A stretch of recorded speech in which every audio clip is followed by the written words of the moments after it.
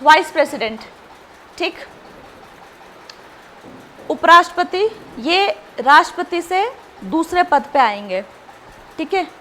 और हमने देखा था पहले भी कई बार, आज फिर रिपीट कर रही हूँ कि एग्जीक्यूटिव कार्यपालिका के कौन कौन अंग है? राष्ट्रपति, उपराष्ट्रपति, प्रधानमंत्री, मंत्रिमंडल और अटॉर्नी जनरल, महान्यायवादी, ठीक है। ये सारे जो मेंबर है ये सब एग्जीक्यूटिव के पार्ट है। तो सबसे पहले कि ये जो पोस्ट है वाइस प्रेसिडेंट की पोस्ट कहाँ से ली गई है? अमेरिका से ली गई है। अमेरिका के कॉन्स्टिट्यूशन से हमने इस पोस्ट को लिया है, लेकिन इसका जो नेचर है, इसका काम करने का जो तरीका है वो अमेरिका के वाइस प्रेसिडेंट से बहुत हद तक डिफरेंट है। वो अपन जैसे जैसे आगे बढ़ेंगे उसको देखेंगे। सिर्फ पोस्ट जो है वो हमने इनके यहाँ से ली है अमेरिका से, लेकिन स्टाइल, रूल करने का जो स्टाइल है, काम करने का जो तरीका है वो डिफ़र करता है। डिफ़र कैसे करता है? जैसे हमारे यहाँ पे क्या है कि भाई प्रेसिडेंट, हमने पढ़ा कि प्रेसिडेंट की अगर डेथ हो गई या उन्होंने रिज़ाइन कर दिया या फिर उन्होंने, उनके खिलाफ हमने महाभियोग चलाया, इस सिचुएशन में जो है वो पोस्ट खाली रह गई और उस टाइम पे उस पोस्ट को भरने के लिए कौन आता है? वाइस प्रेसिडेंट आता है, ठीक है। और वो कब तक उस पोस्ट पे रह सकता है? 6 महीने तक। 6 महीने तक ही वो होल्ड कर सकता है, क्योंकि 6 महीने के अंदर अंदर आपको इलेक्शन करवाने होंगे। तो हमारे यहाँ पे ये रूल है। लेकिन अमेरिका में क्या है कि वाइस प्रेसिडेंट अगर प्रेसिडेंट की जगह पे आता है तो जितना कार्यकाल प्रेसिडेंट का खाली बचा हुआ होता है वो उस पूरे कार्यकाल के लिए प्रेसिडेंट की तरह काम करेगा, ठीक है। जैसे मान लो प्रेसिडेंट ने 2 साल तक रूल कर लिया है, 3 साल जो है वो पेंडिंग है और उस टाइम पे प्रेसिडेंट की डेथ हो जाती है और वाइस प्रेसिडेंट जो है वो आए, तो वो उस पूरे 3 साल तक के लिए काम करेंगे। और जबकि हमारे यहाँ क्या है कि नहीं, 6 महीने के अंदर अंदर क्या होगा, आपका फिर से इलेक्शन करवाना होगा, तब तक ही वो जो है वो उस पोस्ट को होल्ड करेगा, काम करेगा। उसके बाद नए इलेक्शन होंगे और जब नए इलेक्शन हो जाएंगे तो उसको फिर से अपना पद जो है वो वहाँ से खाली करना पड़ेगा। ये डिफरेंस है, या आप लिख लो अपने हिसाब से कि अमेरिका में ऐसा होता है। तो देखो, पोस्ट हमने भले अमेरिका से ली है, लेकिन तरीका, काम करने का स्टाइल जो है वो यहाँ पे डिफरेंट हो गया। पूछते हैं एग्ज़ाम में कि कंपैरिजन आता है, आईएएस के एग्ज़ाम में कंपैरिजन आता है कि ब्रिटेन के कॉन्स्टिट्यूशन में क्या है, हमारे यहाँ क्या है। तो वो क्या है, इसका मतलब ये तो नहीं ना कि हमने वहाँ का पूरा संविधान हम पढ़ेंगे। जैसे जैसे हम पढ़ते जाते हैं तुलना होती जाती है और वही हमें समझाना होता है।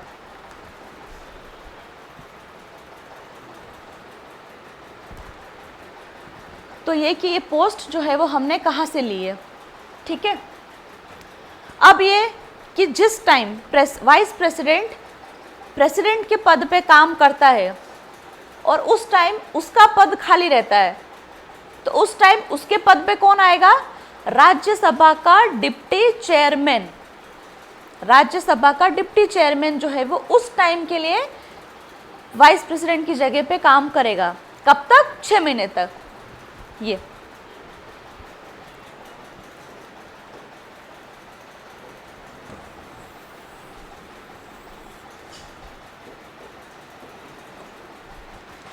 नेक्स्ट, वाइस प्रेसिडेंट के इलेक्शन कि इलेक्शन कैसे होगा।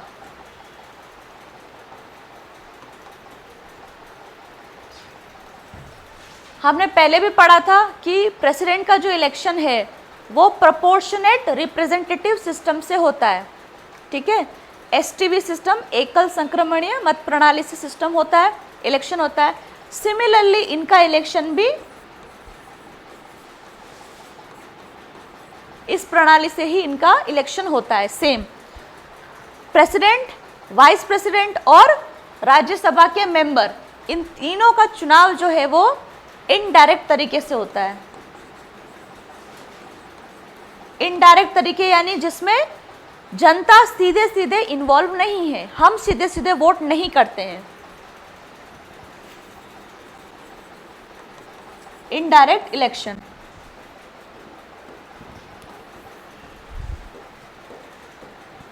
नेक्स्ट कि इनके इलेक्शन में पार्टिसिपेट कौन करता है, प्रेसिडेंट के इलेक्शन में पार्टिसिपेट कौन करता है, इलेक्टेड एमपी और एमएलए, ठीक है। नॉमिनेटेड मेंबर जो है वो पार्टिसिपेट नहीं करते हैं। यहाँ पे आप इसको कंपेयर करके लिखना, पढ़ने में आसानी रहेगी कि इलेक्शन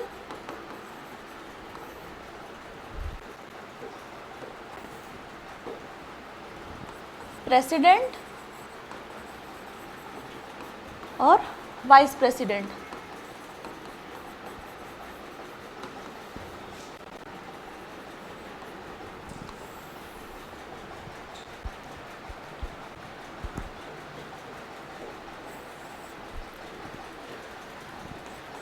प्रेसिडेंट के इलेक्शन में इलेक्टेड एमपी और एमएलए, इलेक्टेड एमपी और एमएलए, निर्वाचित एमपी और एमएलए, ठीक है। नॉमिनेटेड मेंबर यानी कि मनोनीत सदस्य भाग नहीं लेते हैं, ये है इसमें।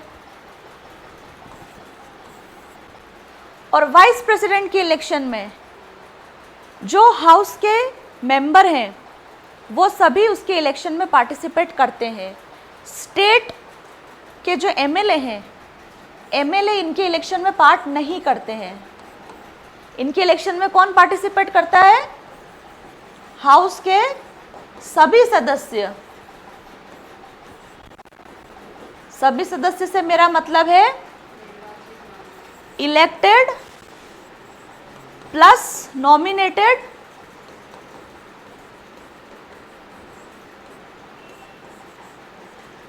एमपी, ठीक है। इसमें क्या है कि नॉमिनेटेड भाग नहीं लेते हैं। पहला डिफरेंस ये कि इसके अंदर इलेक्टेड और नॉमिनेटेड दोनों भाग लेते हैं।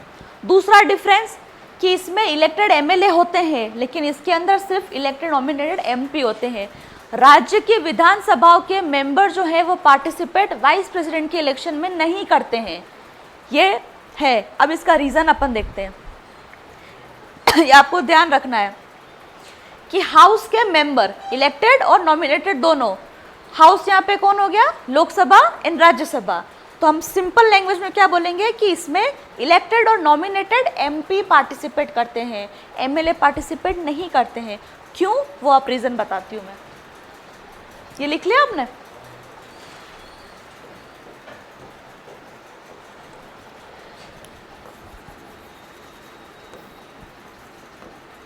कि क्यों राज्यों की विधानसभाओं के मेंबर प्रेसिडेंट के इलेक्शन में तो भाग लेते हैं लेकिन वाइस प्रेसिडेंट के इलेक्शन में भाग क्यों नहीं लेते, कि क्यों एमएलए जो है वो प्रेसिडेंट के इलेक्शन में तो भाग लेते हैं लेकिन वाइस प्रेसिडेंट के इलेक्शन में भाग जो है वो नहीं लेते हैं। इसका रीज़न समझते हैं। पहला कि जो प्रेसिडेंट है वो हमने पढ़ा है कि प्रेसिडेंट जो है वो राज्य का प्रमुख है। राज्य से मेरा मतलब है यहाँ पे कंट्री, आप अपने देश का जो है वो प्रमुख है। तो वो सिर्फ किसी ना केंद्र को या सिर्फ किसी स्टेट गवर्नमेंट को रिप्रेजेंट नहीं करता है, वो सबको इक्वली रिप्रेजेंट करता है, सबका प्रतिनिधि वो होता है। कि वो किसी एक देश का एक केंद्र का नहीं है या फिर वो सिर्फ किसी एक राज्य का नहीं है। वो राजस्थान का भी उतना ही है जितना गुजरात का है, और उतना ही एमपी का भी है, और उतना ही केरला का भी है, और उतना ही वो दिल्ली का भी है। तो एक तरह से प्रेसिडेंट जो है वो राज्य का प्रमुख होता है, वो सेंटर और स्टेट दोनों को रिप्रेजेंट करता है। इसीलिए उसके इलेक्शन में सेंटर में एमपी और स्टेट के जो एमएलए है वो दोनों पार्टिसिपेट करते हैं, क्योंकि वो दोनों को रिप्रेजेंट करता है और वो राज्य का जो है वो प्रमुख होता है। वो हेड है, हेड ऑफ स्टेट, यानी राज्य का प्रमुख है।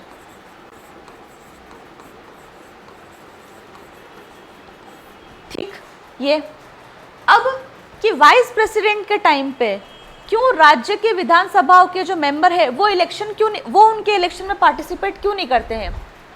तो अब आप देखो कि वाइस प्रेसिडेंट मैं आपको यही बता रही हूँ पहले ही कि वाइस प्रेसिडेंट जो होता है, उपराष्ट्रपति जो होता है, उसका काम सिर्फ और सिर्फ इतना होता है कि राज्यसभा की अध्यक्षता करना। वो राज्यसभा का अध्यक्ष होता है। राज्यसभा हमने कई बार पढ़ा है, सदन में 2 चैम्बर होते हैं, लोकसभा और राज्यसभा। राज्यसभा का क्या होता है, वो अध्यक्ष होता है। इसका काम सिर्फ इतना ही है कि राज्यसभा की अध्यक्षता करना, यानी कि जब भी उनकी मीटिंग हुई, बैठना, उनको लीड करना, यही सब काम होता है। इसके अलावा उसका कोई भी एक्स्ट्रा काम नहीं होता है। और राज्यसभा जो है वो किसको रिप्रेजेंट करती है, राज्यों को रिप्रेजेंट करती है। राज्यसभा जो है वो राज्यों को रिप्रेजेंट करती है एक तरह से, है ना। राज्यसभा के इलेक्शन जो होते हैं उसमें कौन वोट करता है, राज्य के जो एमएलए होते हैं वो जाते हैं राज्यसभा में वोट करने, और हम किसके इलेक्शन में वोट करते हैं, लोकसभा के इलेक्शन में हम भागीदारी करते हैं। तो राज्यसभा का अध्यक्ष है पहला पॉइंट। दूसरा, राज्यसभा जो है वो राज्य को रिप्रेजेंट करती है। तो भाई ये ऑलरेडी राज्य को रिप्रेजेंट कर रहा है इस हाउस के जरिए, इस सदन के जरिए वो ऑलरेडी उसकी अध्यक्षता करते हुए राज्यों को क्या कर रहा है, वो रिप्रेजेंट कर रहा है। तो जब आप रिप्रेजेंट कर ही रहे हो ऑलरेडी, तो फिर उन लोगों को आपके इलेक्शन में बुला कर हम एक्स्ट्रा बर्डन क्यों लें, उस प्रोसेस को हम कॉम्प्लिकेट क्यों करें। आप ऑलरेडी उसके अध्यक्ष हो। प्रेसिडेंट लोकसभा या राज्यसभा किसी का भी अध्यक्ष नहीं होता है, होता है क्या, नहीं होता है। हमने कल देखा था लोकसभा का जो हेड होता है वो कौन होता है, स्पीकर होता है। और स्पीकर कौन होता है, सत्ता वाली पार्टी में से ही कोई बनता है, वो मीटिंग्स को लीड करता है। तो प्रेसिडेंट किसी भी हाउस का लीडर नहीं होता है, और वाइस प्रेसिडेंट जबकि राज्यसभा का अध्यक्ष ऑलरेडी होता है। तो जब आप ऑलरेडी किसी हाउस के, किसी चैम्बर के अध्यक्ष हो, तो हम क्यों उनके मेंबर को अलग से आपके इलेक्शन के लिए बुलाएं, ये बर्डन नहीं हो, इसलिए हम राज्यों के जो एमएलए हैं वो इनके इलेक्शन में पार्टिसिपेट नहीं करता है। ठीक है, समझ आया, नहीं आया, आपको आया थोड़ा थोड़ा, करण आया, नहीं आया, किसी को नहीं आया, फिर से पढ़ते हैं। हाँ बताओ, हाँ हाँ हाँ,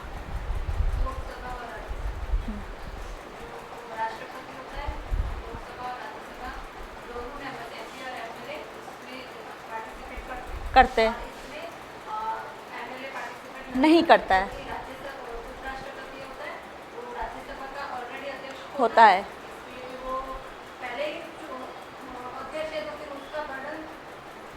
उनके इलेक्शन में क्यों बुलाए हम, एक तरह से डबल बार मेहनत हम क्यों करें। बिल्कुल बिल्कुल, यही इसका लॉजिक है, और कोई लॉजिक नहीं है सच। समझे, नहीं समझे, लास्ट वाला पॉइंट समझ नहीं आ रहा।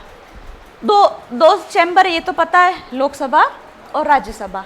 ठीक है, वाइस प्रेसिडेंट जो होता है वो राज्यसभा का अध्यक्ष होता है।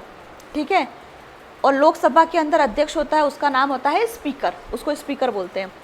तो जब वाइस प्रेसिडेंट किसी चैम्बर के ऑलरेडी आप अध्यक्ष हो, है ना, आप उसका एक तरह से चेयरमैन हो, तो क्या हुआ कि आपके कंट्रोल में वो हाउस है, वो सदन है।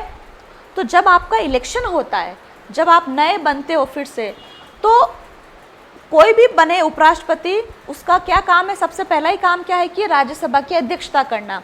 तो आप भले उन लोगों को इलेक्शन के लिए बुलाओ या मत बुलाओ, तब भी आप उस हाउस के अध्यक्ष रहोगे ही रहोगे।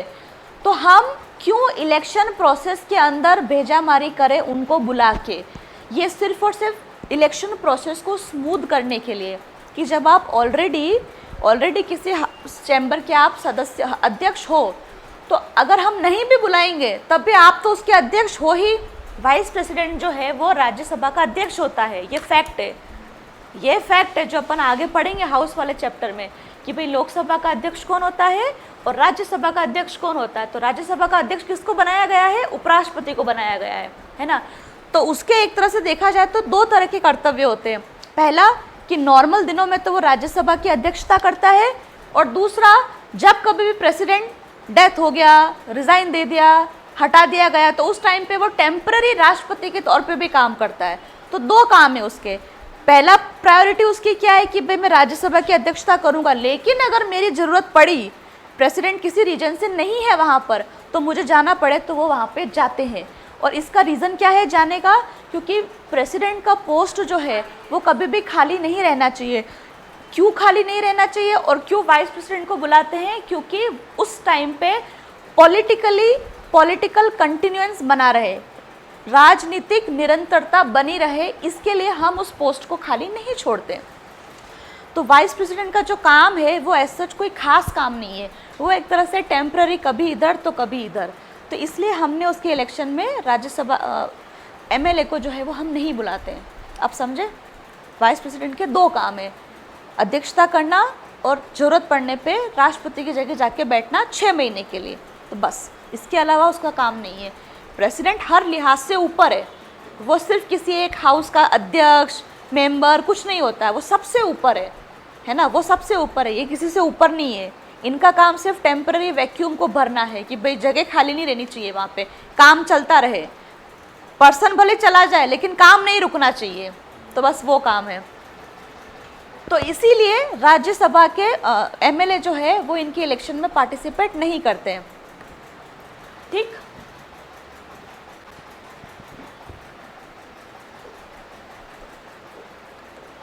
ये हो गया इसका इलेक्शन, कि इनका इलेक्शन कैसे होता है, इलेक्शन प्रोसेस और कौन कौन भाग लेते हैं। अब आपको क्लियर है सबको?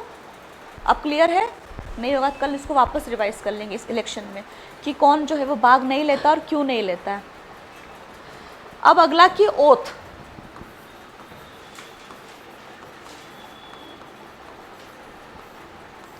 कौन दिलाता है ओथ वाइस प्रेसिडेंट को? प्रेसिडेंट को कौन दिलाता है? सीजेआई, है ना। और इनको कौन दिलाएगा? प्रेसिडेंट दिलवाएगा।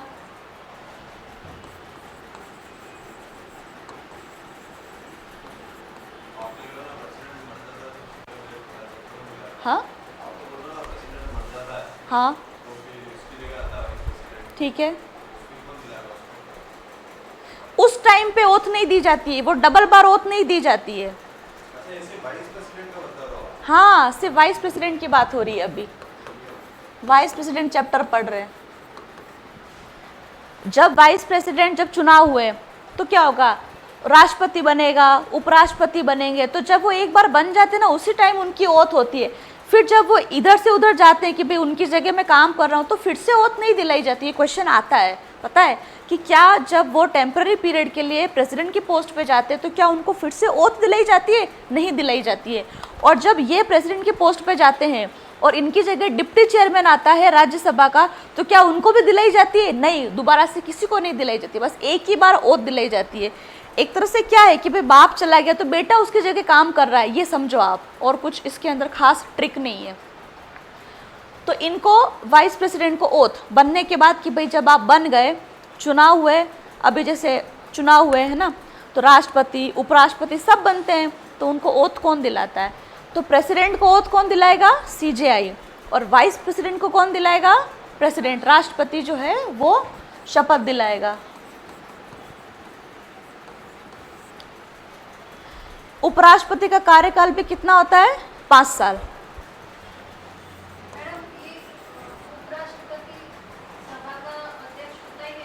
राज्यसभा का अध्यक्ष होता है।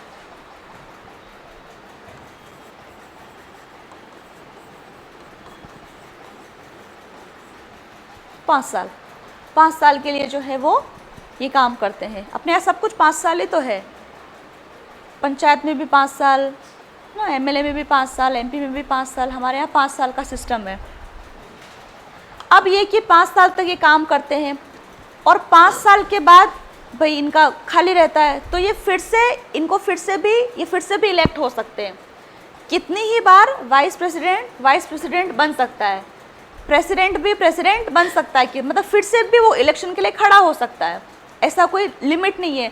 इसी के ऑपोजिट हमने प्रेसिडेंट में इलेक्शन के लिए देखा था 2 बार बन सकते हैं, और वाइस प्रेसिडेंट में भी ऐसा कुछ नहीं, अपने यहाँ पे कितनी भी बार आप बन सकते हो, फिर से री इलेक्ट भी आप हो सकते हो।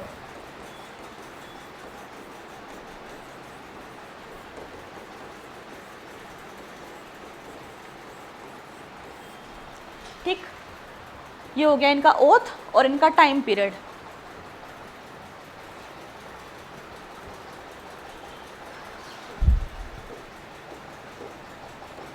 अगला है कि इनका पद रिक्त किन किन सिचुएशन में रहेगा, इनका पद रिक्त किन किन सिचुएशन में रहेगा, पोस्ट खाली कब कब रहेगी।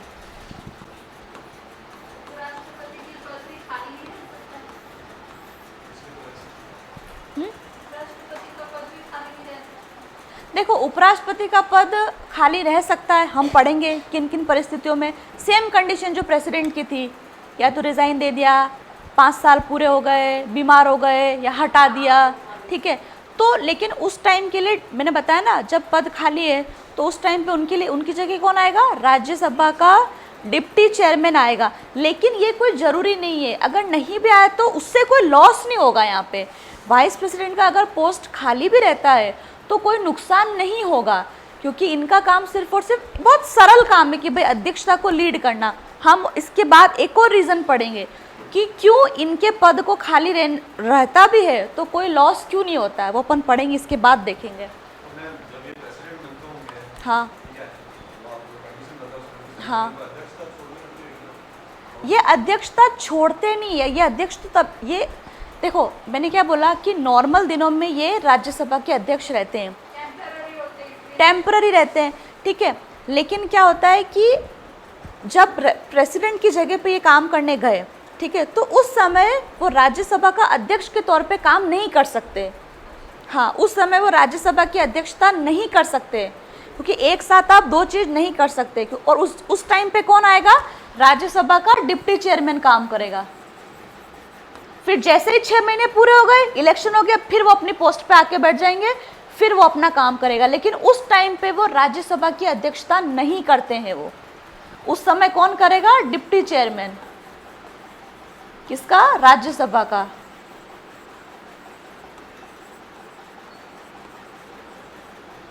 ठीक है, दो काम एक साथ आप नहीं कर सकते, ठीक है। अब ये कि इनका पोस्ट किन किन सिचुएशन में खाली रहता है। पहला, टाइम पीरियड पूरा हो गया, 5 साल पूरा हो गया, 5 ईयर कंप्लीट हो गए। दूसरा, इन्होंने रिजाइन दे दिया।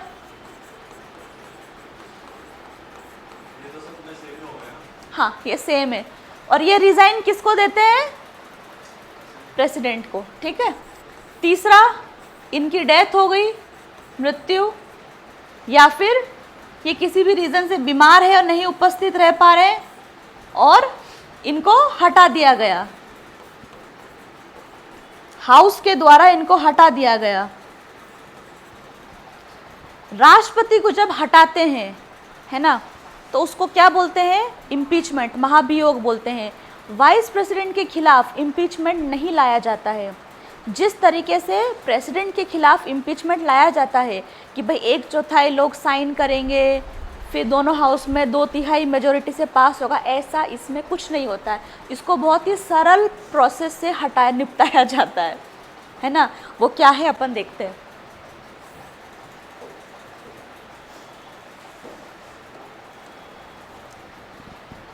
अब कि पहली कंडीशन कि 5 साल हो गए और आपको हटना है, तो उस केस में क्या होगा, उनका समय पूरा होने से पहले क्या होंगे, इलेक्शन करवाए जाएंगे।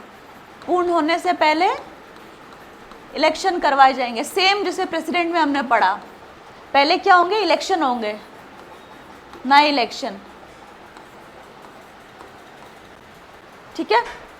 समय पूरा होने में मान लो 1 महीना बाकी है, तो 1 महीना से पहले पहले वो क्या करेंगे, इलेक्शन करेंगे, नया चुन के आएगा, फिर ये अपनी पोस्ट को छोड़ेंगे। बाकी क्या होता है, बाकी सारी कंडीशन में क्या होगा कि टेम्पररी रूप से वो एब्सेंट है, ठीक है, बीमार है, डेथ है, या फिर उनको हटा दिया गया है, और उस जगह कौन आएगा, डिप्टी चेयरमैन आएगा राज्यसभा का। तो उसमें फिर आप इलेक्शन कभी भी अपनी इच्छा से आप कंडक्ट करवा सकते हो, इसमें कोई समय सीमा नहीं है।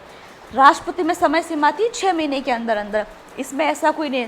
सारी पार्टी वगैरह मिलके, इलेक्शन कमीशन वगैरह सब मिलकर डिसाइड करते हैं कि भाई ठीक है, समय उचित है, 1 महीने में करा देंगे, नहीं है तो 1 साल तक भी नहीं करवाएंगे, क्योंकि इसका पोस्ट है वो थोड़ा सा सरल तरीके का है, इसमें कोई एकदम टाइट रूल नहीं है। इसका पोस्ट अगर खाली भी रहे तो भी किसी को कोई फ़र्क नहीं पड़ेगा। ये कि इसमें जो डिप्टी स्पीकर जो होता है वो रूल करेगा और कभी भी आप इलेक्शन जो है वो इसके कंडक्ट कर सकते हो। ये 2 कंडीशन हो गई। तीसरा कि अगर सदन के अंदर, हाउस के अंदर इसको हटाया जाता है तो उसको पहली बात इम्पीचमेंट नहीं बोलते, ये ध्यान रखना है ना। इसको बहुत ही सरल तरीके से हटाया जाता है। कैसे हटाते हैं और किन बेसिस पे हटाते हैं वो अपन अब देखते हैं।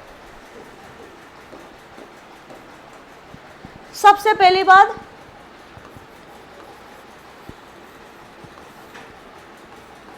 देखो कंपेयर करते हुए लिखो, सही रहेगा लिखने में, प्रेसिडेंट और वाइस प्रेसिडेंट।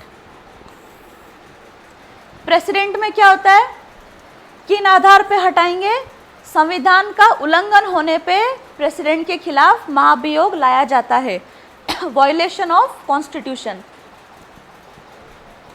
संविधान का उल्लंघन होने पर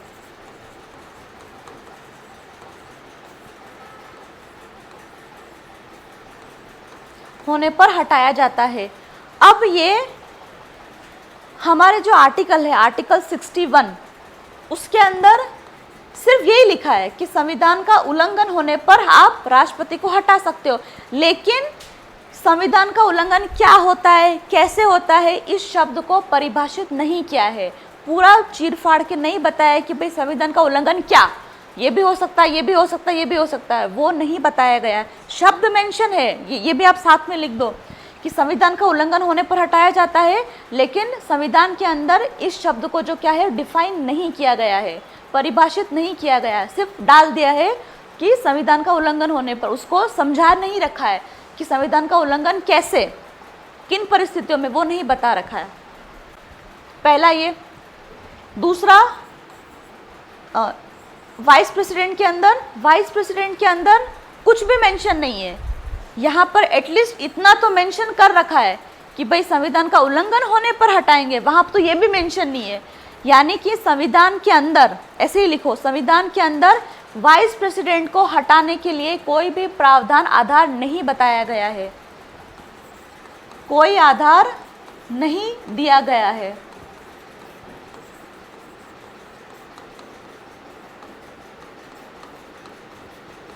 तो ये क्या हो गया, कंप्लीटली पॉलिटिकल पार्टी की इच्छा शक्ति पे निर्भर हो गई ये बात कि जब आप उनकी किसी भी बात से आपको लगता है ये आदमी ठीक नहीं है, सही से काम नहीं कर रहा है, तो इसको हटा दो। एक तरह से फ़ायदा उठाने वाली बात हो गई, क्योंकि आधार ही मेंशन नहीं है।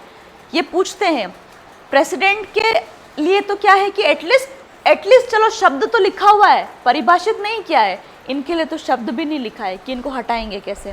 पहला कि आधार नहीं दिया गया है, ध्यान रखना है। दूसरा, इनको हटाने के लिए जो प्रपोजल है वो दोनों हाउस में से किसी भी हाउस में पहले पेश किया जा सकता है, लोकसभा या राज्यसभा, किसी भी हाउस में इनके लिए प्रपोजल जो है वो शुरू किया जा सकता है। उसके लिए क्या होगा, 1/4 लोगों की क्या होनी चाहिए, उसमें सहमति होनी चाहिए। 1/4 लोगों की सहमति होनी चाहिए। उसके बाद दोनों हाउस में वो 2/3 बहुमत से जो है वो पास होना चाहिए। ठीक है, इसमें ऐसा कुछ नहीं होता है, वाइस प्रेसिडेंट में ऐसा कुछ भी नहीं होता है। वाइस प्रेसिडेंट को हटाने का प्रस्ताव सबसे पहले हमेशा राज्यसभा से ही उठेगा, लोकसभा से नहीं उठेगा। क्यों? क्योंकि वो राज्यसभा का अध्यक्ष है। इसमें क्या है, दोनों हाउस में से कोई भी प्रस्ताव रख सकते हैं। वहां पर किस में रखा जाएगा सबसे पहले ये प्रस्ताव? राज्यसभा में। लोकसभा कभी भी वाइस प्रेसिडेंट को हटाने का प्रस्ताव नहीं रख सकता है।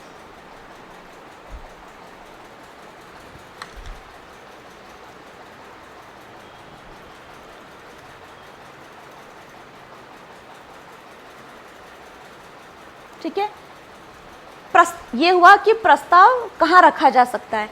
इसमें प्रस्ताव दोनों में से कहीं भी रखा जा सकता है, इसमें सिर्फ राज्यसभा में रखा जाएगा। अब ये प्रस्ताव पास कैसे होगा? इसमें क्या है, 1/4 लोगों की सहमति चाहिए। इसमें ऐसा कुछ नहीं है। इसके अंदर सिर्फ और सिर्फ जो राज्यसभा के अंदर जो टोटल मेंबर है, टोटल जो राज्यसभा के सदस्य है, उसमें से ज़्यादा लोगों की बस सहमति चाहिए, सिंपल मेजोरिटी से। कि अगर हाँ 50% लोगों ने हाँ बोला है, 40% ने ना बोला है, तो 50 वाले जीत जाएंगे। सिंपल है ना। इसको अपन बोलते हैं इंग्लिश में एब्सोल्यूट मेजोरिटी।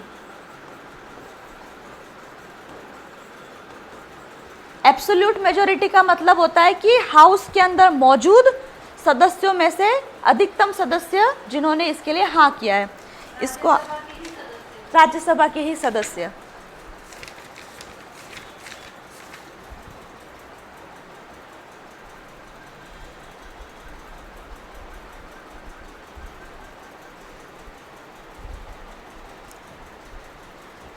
एब्सोल्यूट मेजोरिटी को आप लिखो हिंदी में प्रभावी बहुमत।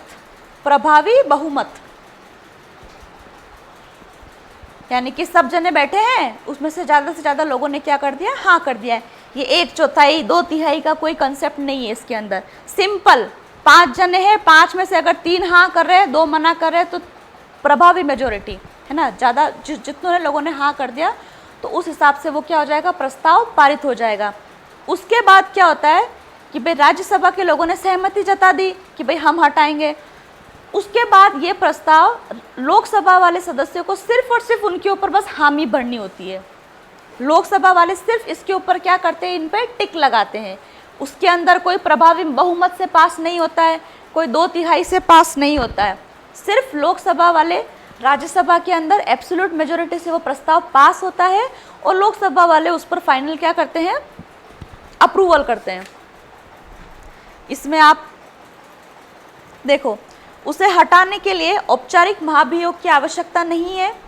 उसे राज्यसभा द्वारा बहुमत में पारित कर, इसे राज्यसभा में बहुमत द्वारा पारित कर हटाया जाता है। प्रभावी बहुमत से ये पारित होता है, जबकि लोकसभा में ये सामान्य सिंपल मेजोरिटी से आपको क्या करना है, भाई हाँ करना है।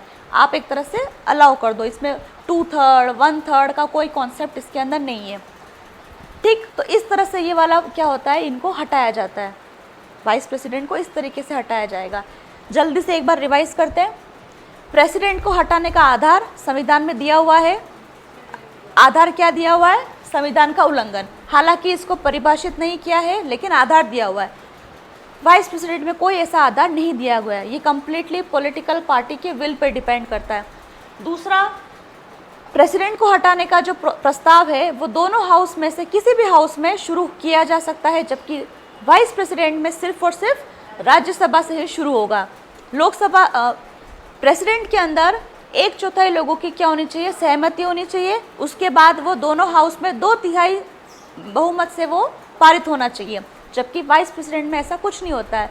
वाइस प्रेसिडेंट में सिर्फ और सिर्फ राज्यसभा में वो पास होगा, वहाँ पे प्रभावी बहुमत से उसको अलाउ किया जाएगा और उसके ऊपर सिर्फ और सिर्फ लोकसभा उस पर क्या अपनी सहमति जताएंगे कि ठीक है। लोकसभा इस पर कोई ना नपट नहीं करता, वो बस हाँ कर देता है, क्योंकि वो राज्यसभा का अध्यक्ष है। वहाँ के मेंबर ही एग्री नहीं कर रहे तो हम क्या कर लेंगे, आप क्या कर लोगे। ठीक, तो यहाँ पे क्या हो गया, राज्यसभा लोकसभा से ज़्यादा पावरफुल हो गया। कल एक केस हमने पढ़ा था ऑल इंडिया सर्विस का। दूसरा उदाहरण ये कि वाइस प्रेसिडेंट को हटाने का अधिकार सिर्फ और सिर्फ सबसे पहले किसको दिया गया है, राज्यसभा को दिया गया है। हमने कल देखा था कि ऐसी कुछ कंडीशन है जिसमें राज्यसभा ज़्यादा शक्तिशाली है और ऐसी कुछ कंडीशन है जिसमें लोकसभा ज़्यादा शक्तिशाली है और ऐसी कुछ कंडीशन है जिसमें दोनों बराबर है। तो जहाँ राज्यसभा पावरफुल है, ये दूसरी कंडीशन है कि यहाँ पे इसका पावर ज़्यादा है कि भाई लोकसभा में तो पावर ही नहीं है, लोकसभा वालों को तो अधिकार दिया ही नहीं है कि आप पारित करो, जबकि प्रेसिडेंट में तो दोनों को बराबर रखा है। ये हुआ इनको हटाने का तरीका। इसके अंदर एक और छोटी सी बात है, जब प्रेसिडेंट और वाइस प्रेसिडेंट दोनों के ऊपर लागू होती है।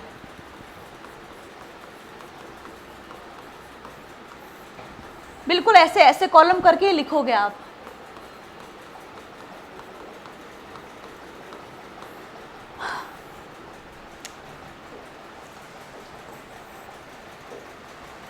जब राष्ट्रपति के खिलाफ किसी भी सदन में प्रस्ताव को पेश किया जाता है, तो प्रस्ताव को पेश करने से पहले राष्ट्रपति को 14 दिन का नोटिस भेजा जाता है। हमने पढ़ा 1/4 लोग साइन करते हैं प्रस्ताव को पेश करो, लेकिन वो प्रस्ताव पेश होने से पहले 14 दिन का नोटिस राष्ट्रपति को भी दिया जाता है और उपराष्ट्रपति को भी दिया जाता है। 14 डे का नोटिस भेजा जाता है।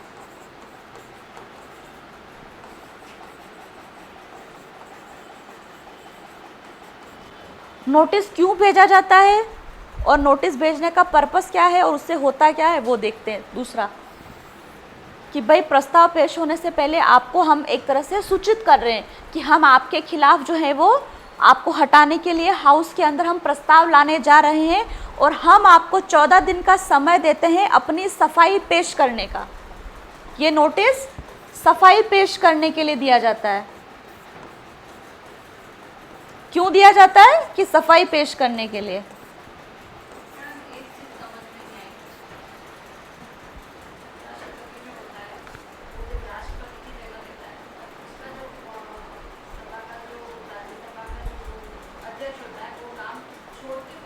हाँ हाँ, उपराष्ट्रपति जब वो है वो तो एक उपराष्ट्रपति का पद भी उसका भी काम कर रहा है और राज्यसभा का अध्यक्ष का भी काम कर रहा है। हाँ दोनों काम कर रहा है। दोनों काम करता है, लेकिन दोनों काम सिचुएशन के अनुसार करता है।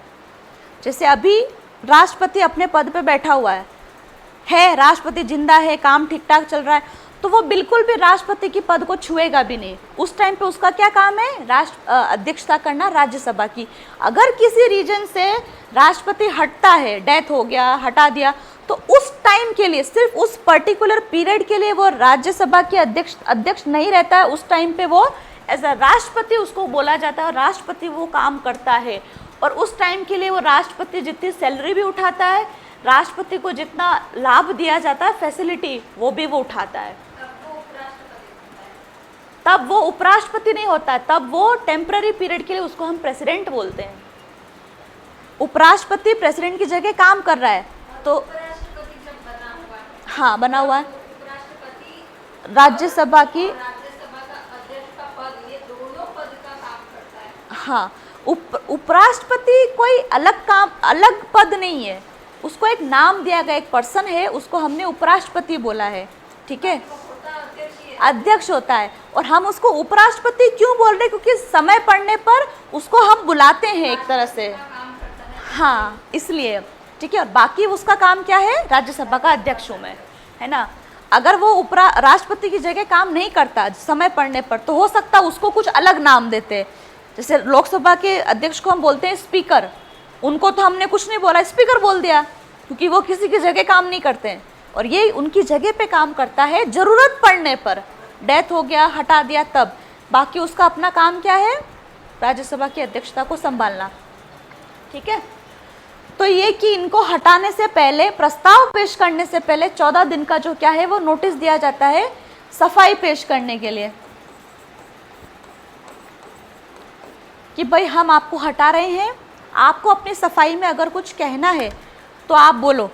जैसे आपके ऊपर चार्जेस लगे हैं कि आपने ये किया है, तो अब क्योंकि राष्ट्रपति बहुत बड़ी पोस्ट है, उपराष्ट्रपति उससे सेकंड इम्पोर्टेंट पोस्ट है, तो इतने इम्पोर्टेंट पर्सन को अगर गलती से उसके साथ उसने कुछ किया है, तो हम उसको एक मौका तो देंगे ना सफाई पेश करने का। हम क्या करते हैं, कोर्ट के अंदर एक मुजरिम को भी मौका देते हैं कि अपनी सफाई पेश करो। तो इतने बड़े बड़े पद पे बैठे हुए व्यक्ति को हम मौका क्यों नहीं दे सकते, और क्यों नहीं देना चाहिए? तो उसके लिए हम क्या करते हैं, 14 दिन का समय देते हैं कि भाई आपके पास 14 दिन है, इसके अंदर अंदर आप आओ और अपनी सफाई पेश करो। सुन रहे हो गौरव? तो अब आपको नोटिस दे दिया कि आपके खिलाफ हम महाभियोग ला रहे हैं हाउस के अंदर इसके लिए, और इन्हें हम आप हटा रहे हैं। तो अब उनके पास में क्या ऑप्शन रहता है? ये ऑप्शन यहाँ पे अलग अलग है।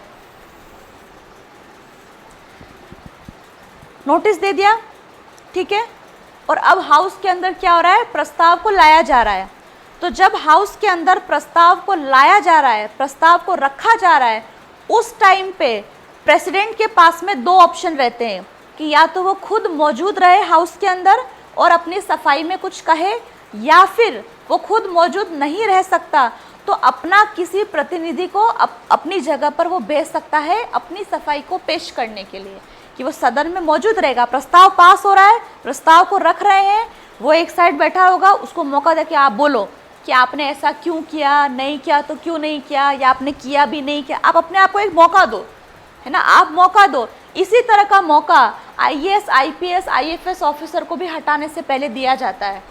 हम पढ़ेंगे आगे चलकर, हम पढ़ेंगे कि ये जो ऑफिसर्स होते हैं, कभी अगर इनको हटाने की नौबत आती है तो इनको भी एक सफाई पेश करने का एक मौका दिया जाता है कि आप मौका दो। तो उसमें क्या होगा कि या तो वो खुद मौजूद रहे, या फिर कि भाई मैं नहीं जा सका, मेरी जगह ये जाएंगे, अपने द्वारा कोई प्रतिनिधि को भी वो भेज सकता है। ठीक है ये। और जबकि इसमें क्या होता है, इसमें वो प्रतिनिधि को नहीं भेज सकता, उसे खुद को ही मौजूद रहना पड़ता है, ये अंतर है। इसमें प्रतिनिधि नहीं जाता है, इन्हें खुद को वहां पे उपस्थित रहना पड़ता है और बताना पड़ता है अपनी सफाई को।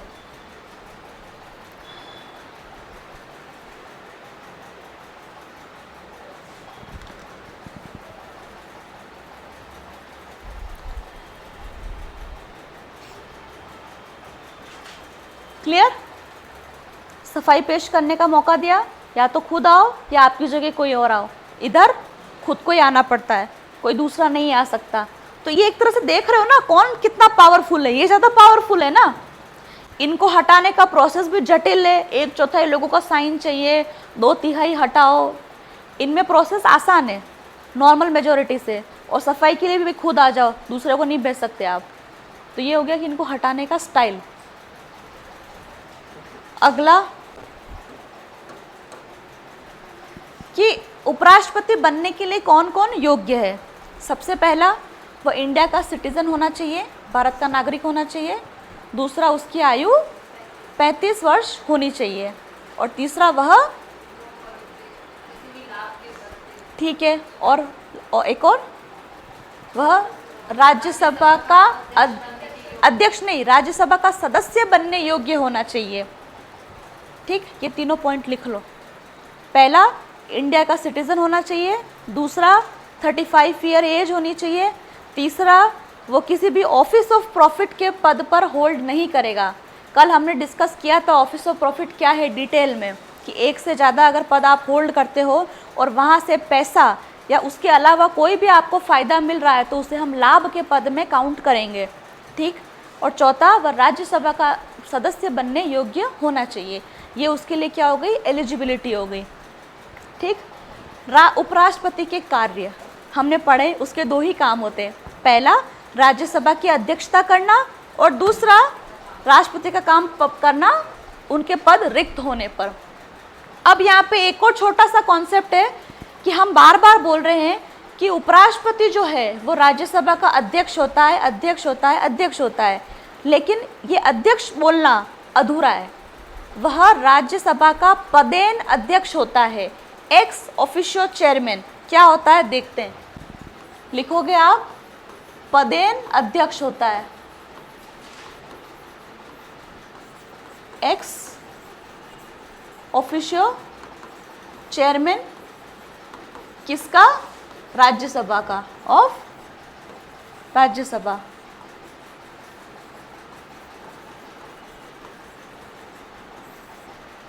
ठीक है। अब इसका क्या मतलब होता है, पदेन अध्यक्ष का मतलब क्या होता है?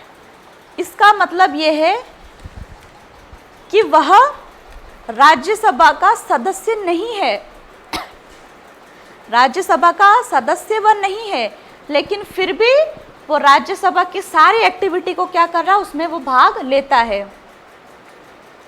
हम कह रहे हैं कि राज्यसभा का अध्यक्ष नहीं, अध्यक्ष है लेकिन सदस्य नहीं है, सदस्य नहीं है लेकिन फिर भी वो राज्यसभा की सारी गतिविधियों में क्या करता है, बैठ सकता है। अब आपके मन में डाउट आ रहा होगा कि आप एक तरफ बोल रहे हो कि वो राज्यसभा का अध्यक्ष है और दूसरी तरफ आप बोल रहे हो कि अध्यक्ष है लेकिन वो सदस्य कैसे नहीं हुआ। तो हमने पढ़ा था कि जब भी हमने क्या पढ़ा, एलिजिबिलिटी, कि वो राज्यसभा का सदस्य बनने योग्य होना चाहिए। यानी कि कोई सदस्य अगर राज्यसभा का मेंबर है उनमें से ही वाइस प्रेसिडेंट को बनाया जाता है। तो जब वह वाइस प्रेसिडेंट के लिए चुना जाता है तो उस टाइम के लिए उसको राज्यसभा की अध्यक्षता छोड़नी पड़ती है, राज्यसभा की सदस्यता को छोड़ना पड़ता है। वो एक टाइम पे एक ही पद पे काम कर सकता है, वो एक साथ राज्यसभा का सदस्य भी नहीं रह सकता और उपराष्ट्रपति के पद पे भी वो नहीं रह सकता। अगर ऐसा होता तो वो क्या आ जाएगा, लाभ का पद, है ना। तो वह सदस्य नहीं है। जैसे राष्ट्रपति भी है, राष्ट्रपति भी भाई कौन बनता है, कोई तीसरा चौथा तो बनता नहीं है, कोई एमपी होगा, कोई एमएलए होगा। जैसे वो मुर्मू बनी है, वो क्या थी, वो एमपी एमएलए रह चुकी है उड़ीसा से, है ना, अलग अलग जगह से वो रह चुके हैं। तो जिस समय वो उनको भाई क्या होता है, भाई हम 10 जने, हम 10 में से ही कोई ना कोई बनेगा, है ना। अगर कोई सांसद है, यहाँ का एमपी है, भाई वो चुनाव में नाम भेजा, जैसे अभी अशोक गहलोत है, एक समय के लिए आप मान लीजिए अशोक गहलोत, ठीक है, अभी वो क्या है, राजस्थान के मुख्यमंत्री है।